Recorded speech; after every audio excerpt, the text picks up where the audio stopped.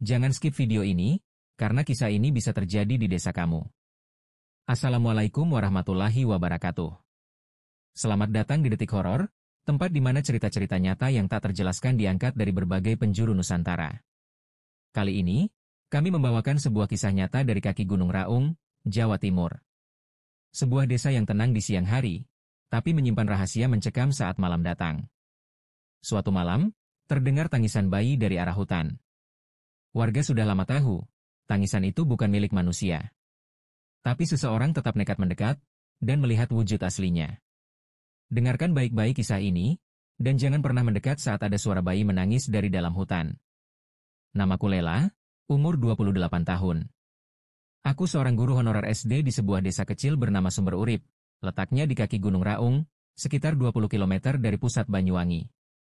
Desa ini dikelilingi oleh hutan lebat, salah satunya disebut warga sebagai Alas Gerot. Hutan yang tidak pernah dimasuki kecuali saat benar-benar darurat.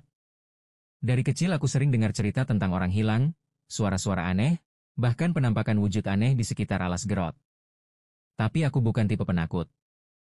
Hidup sendirian sejak kedua orang tuaku pindah ke kota membuatku terbiasa mengandalkan diri sendiri. Malam itu, tanggal 17 malam Jumat Kliwon.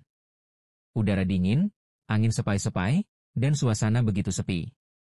Aku baru selesai menyiapkan rencana pelajaran untuk hari esok. Jam menunjukkan pukul 23.45. Saat hendak tidur, aku mendengar suara tangisan. Awalnya samar, tapi lama-lama jelas. Seperti tangisan bayi. Tangisan itu berasal dari belakang rumah, dari arah hutan. Aku sempat diam. Rasa takut dan kasihan bertarung dalam dadaku. Masa sih bayi malam-malam di hutan? Jangan-jangan dibuang orang? Aku ambil jaket, senter, dan memberanikan diri keluar. Jalan setapak di belakang rumahku menuju hutan kecil. Suara tangisan makin keras. Setelah sekitar 50 meter berjalan, di dekat pohon besar yang menjulang, aku melihat keranjang rotan kecil, dan di dalamnya, seorang bayi. Merah, menangis, dan terlihat kedinginan. Aku tidak berpikir panjang. Langsung kuangkat bayi itu. Tapi saat ku gendong, badannya berubah jadi berat. Berat sekali. Seperti batu. Tangisannya berhenti. Lalu, tiba-tiba terdengar suara kecil, suara tawa. Hehehe, akhirnya. Aku langsung menunduk. Bayi itu perlahan-lahan berubah wujud. Kulitnya pucat, lalu keriput. Matanya besar merah menyala. Mulutnya tetap kecil, tapi terbuka seperti tersenyum.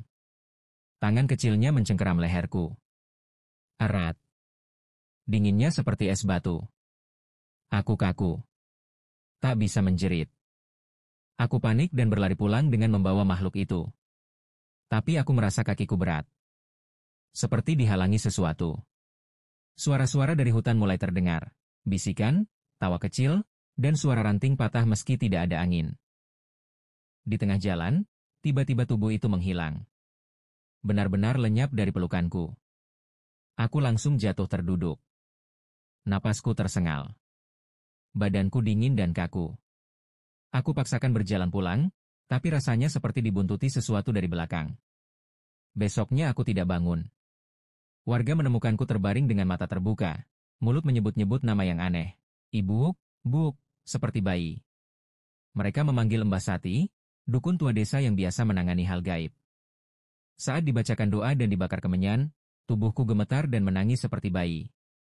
Setelah ritual panjang, aku sadar, dan Mbah Sati menjelaskan. Itu bukan bayi. Itu anak alas, arwah sesat dari seorang perempuan yang membunuh bayinya sendiri karena malu ditinggal suaminya. Ia bunuh diri di hutan itu, dan arwahnya menyatu dengan bayinya. Mereka mencari pengganti. Kalau kamu peluk, mereka bisa masuk ke tubuhmu. 3 malam setelah kejadian, aku kembali mendengar tangisan bayi. Tapi kali ini, aku tidak keluar. Aku baca surat-surat pendek, aku peluk Al-Quran. Namun, suara itu makin keras. Disusul dengan ketukan pelan di pintu belakang. Buk, buka Buk, anak saya kedinginan. Suara itu pelan, tapi mengerikan. Aku menangis sambil menutup kuping. Pintu terdorong sedikit, tapi tak sampai terbuka penuh. Lalu, adzan subuh berkumandang. Dan semuanya hening. Pagi harinya, seorang petani ditemukan di jalan setapak, mulutnya berbusa, matanya kosong. Sampai sekarang, ia tidak bisa berbicara. Dari kisah ini, kita belajar, tidak semua yang tampak menyedihkan perlu ditolong, terutama jika muncul dari tempat yang sudah lama dipercaya angker.